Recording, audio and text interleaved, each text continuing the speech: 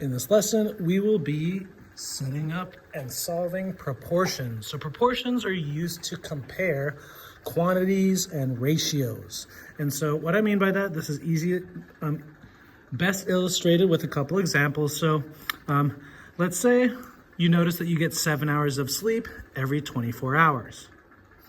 7, 24. So we can set up a proportion to help us find out how many hours of sleep we're gonna get in 72 total hours, right? So I just want you guys to notice the structure of this. So we have the amount of sleep on the top, the total hours on the bottom. This X represents the amount of hours of sleep we will get in 72 total hours. So another example is, let's say, caffeine. It's recommended that caffeine, you can take 3 milligrams for every 1 kilogram of body weight. So here we have the ratio, 3 milligrams of caffeine for 1 kilogram of body weight. So we can use proportions to tell us how many milligrams of caffeine for a 70 kilogram person. We have the caffeine milligrams here, the body weight here. We have the caffeine that we want to find out, the amount for the 70 kilogram person for 70 kilograms. Another example, let's say you bought gas, you bought $8 of gas, which gave you 2.5 gallons. $8, 2.5 gallons. So if we wanted to find out how much $40 would give us, we would set up the 40 on top, since that's where the money is, money up here. And then the X on bottom would tell you how many gallons you would get based on this ratio, right? So I just wanted you guys to notice how we set these up, right? We have the same information on the top and bottom. We have the dollars on top, $8 of gas, $40 of gas, gallons on bottom, unknown gallons on bottom. We have the caffeine on top, the weight on bottom, weight on bottom. We have hours of sleep on top, hours of sleep on top. We have total hours in the day on bottom, total hours in the day on bottom. So we're going to use this to set up and solve a couple problems. So let's say that you notice that your dog goes potty 4 times every 12 hours. And you wanted to find out for some reason how many times your dog would go potty over 48 hours, right? Well, let's go ahead and set up our proportion.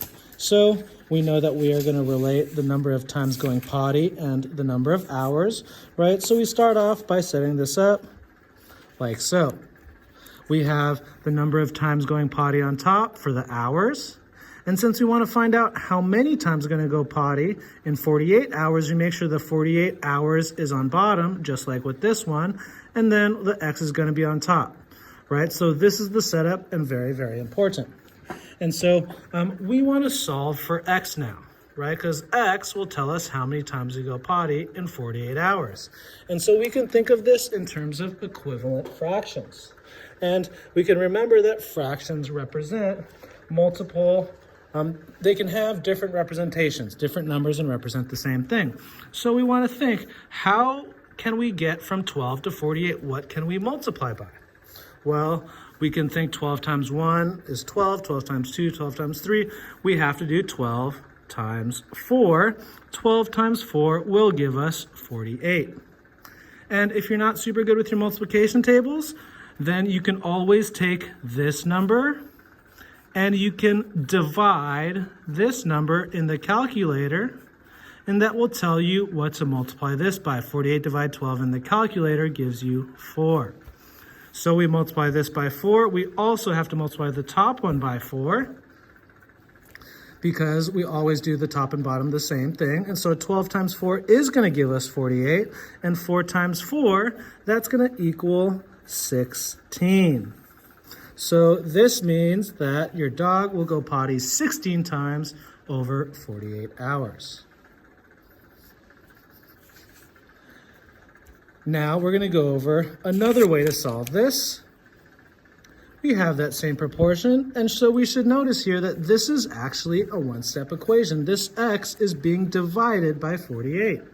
What's the opposite of dividing? We can multiply both sides by 48 to get rid of this and get the X by itself.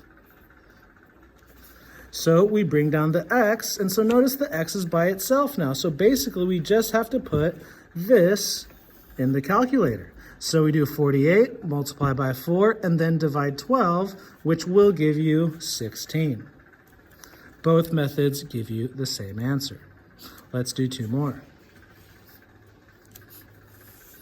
So back to the caffeine example. Let's say we have 3 milligrams of caffeine for 1 kilogram of body weight. That's the proportion.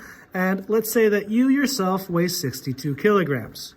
We can use proportion to set up how much caffeine we would take in. So 3 milligrams of caffeine for 1 kilogram of body weight, 3 over 1.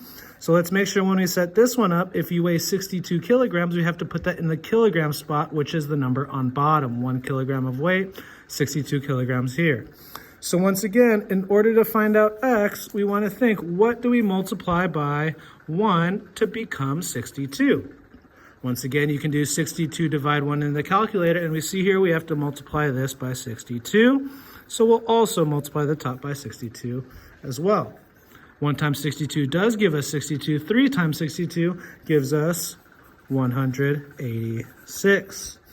So that means that 186 milligrams of caffeine for a 62 kilogram person.